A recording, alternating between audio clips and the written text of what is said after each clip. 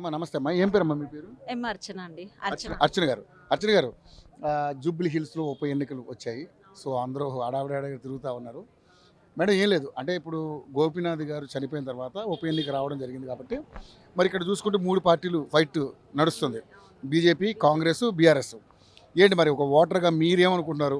ఎందుకంటే మీరు ఈ ఏరియాలో ఉన్నారు కాబట్టి మరి గతంలో గోపీనాథ్ గారి పరిపాలన ఎలా అనిపించింది, ఇప్పుడు మరి కాంగ్రెస్ పరిపాలన ఎలా అనిపిస్తుంది, ఇప్పుడు మరి సునీత గారికి టికెట్ ఇచ్చారు బీఆర్ఎస్ నుంచి, ఎలా అనిపిస్తుంది? ఇప్పుడు మన ఇది ఎమ్మెల్యే గోపీనాథ్ గెలుస్తారు 101%. ఇంకోటి ఈ గవర్నమెంట్ ఏం చేయట్లేదండి.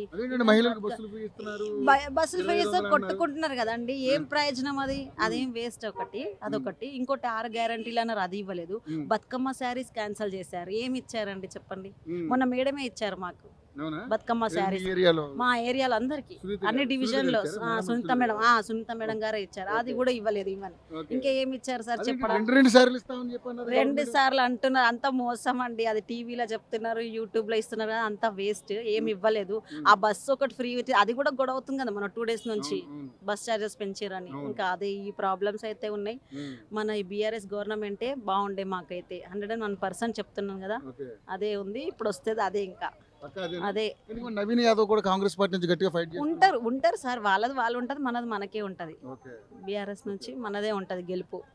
మరి ఇప్పుడు బీజేపీ బీజేపీ అది అసలు ఎప్పుడైనా ఉందా? ఎవరు ఉంటున్నారో, అది గవర్నమెంట్ ఎవరు ఫామ్ చేస్తారో అది ఏమున్నదో తెలియదు మనకు. మెయిన్ ఏంటంటే ఇప్పుడైతే బీఆర్ఎస్ కి కాంగ్రెస్ కి అంతే, ఇంకేం లేదు. సో మరి గోపీనాథ్ గారితో మీకు బాగా పరిచయం ఉందండి? పరిచయం లేకుండా అండి మాకు. సో ఇప్పుడు ఏమైనా ప్రాబ్లం ఉంటే వచ్చేవారు? వచ్చేవారు, అన్నిటికీ ఉండేవారు ముందు. అన్నిటికీ ముందు, అన్ని పనులలో ముందు ఉండే కదండి. తెలుసు కదా, 3 years నుంచి గెలిచారని ఎమ్మెల్యేగా. 3 times. అదే first year, second year, third గెలుచుకుంటూ వచ్చారు కదా. ఇంకా తప్పకుండా బీఆర్ఎస్ దే ఉంటదండి గెలుపు. మరి అంటే సునీత గారు తట్టుకోగలరా ఇప్పుడు ఉన్నటువంటి పోటీని? ఎందుకు తట్టుకోగలరు? మేము ఉన్నాం కదా, మేము ఉన్నాం. దాంట్లో ఉండే ప్లేస్ లో తను ఉంటది. సపోర్ట్ అయితే మాది ఉంటది 101%. పక్కా. ఇవ్వండి, తెలియదు ఇక మెజారిటీ అంటే. మీ పేరు ఏం పేరమ్మా? చంద్ర గారు. మీరు కూడా సేమేనా? ఓకే. ఎందుకు బీఆర్ఎస్ అంటే ఎందుకు అంత ఇది?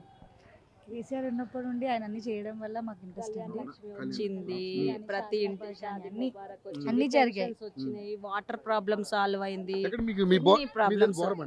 ఇక్కడ ఎరగడ్డండి, అక్కడంతా. అవునండి, చూసుకుంటూ వస్తున్నాం కదా. మాకు మన తెలంగాణ తెచ్చిండే ఆయన, చేసిండే ఆయన, మన కష్టపడిండే ఆయన, అంతా అంతే. వ్యతిరేకత వచ్చింది కదా చాలా. అది ఏవో ఉంటాయి కదా, కొన్ని ఉంటాయి కదండి. కొన్ని ఉంటాయి. మరి కాంగ్రెస్ అంత అయితే లేదు కదా, ఇదైతే మరి ఎంత ఉంది చూస్తారు కదా. మరి దారుణంగా ఉంది ఇదంతా. ఏం లేదు ఒక్క హామీ ఇవ్వలేదు అంతే. సరే, ఇప్పుడు సునీత గారు గెలిచే అవకాశాలు ఎంతవరకు ఉన్నాయని మీరు అనుకుంటున్నారు? 101% మేడమే గెలుస్తారు కంపల్సరీ. కాంగ్రెస్ పార్టీ అభయాస్తం అంటుంది, మీకు డబుల్ బెడ్రూమ్ ఇల్లు అంటుంది. ఏమి ఇవ్వలేవు. లేదండి, కరెంట్ బిల్ లేదు, గ్యాస్ లేదు, ఏది లేదండి. ఓన్లీ మాకు మహిళలకు బస్ మాత్రమే ఇచ్చారు. మేము ఉపయోగించుకోం సార్ ఆ బస్సు. మేము అక్కడ వెళ్ళాము, బస్ లో కూర్చున్నది లేదు, చేసింది లేదు ఏ రోజు. అంతే. సో మరి నిజంగా అంటే మరి ఇది ప్రజాపాలన అంటున్నారు కదా మేడం కాంగ్రెస్ పార్టీ, మరి ఎలా ఉండబోతుంది? ఏమోండి, అది నాకు మీకు అట్లా ఏమనిపించట్లేదా? ఏమనిపించట్లేదు. సో మరి కేసీఆర్ గారు మరి పార్లమెంట్ ఎన్నికలలో కూడా పెద్దగా అంటే ఎంపీ సీట్లు సాధించలేదు. మరి ఇప్పుడు ఇది గెలుస్తుందని నమ్మకం? గెలుస్తుంది సార్, ఇప్పుడైతే గెలుస్తుంది. గోపన్న చేసిన మంచి, కేసీఆర్ గారు చేసిన మంచి గెలిపిస్తుంది కంపల్సరీ. సెంటిమెంట్ వర్కౌట్ అవుతుందండి. పక్కా. గెలిపిస్తారు. అందరం కలిసి. సరే, మీ అభిప్రాయం? మా అభిప్రాయం ఇది. Thank you madam. థ్యాంక్స్.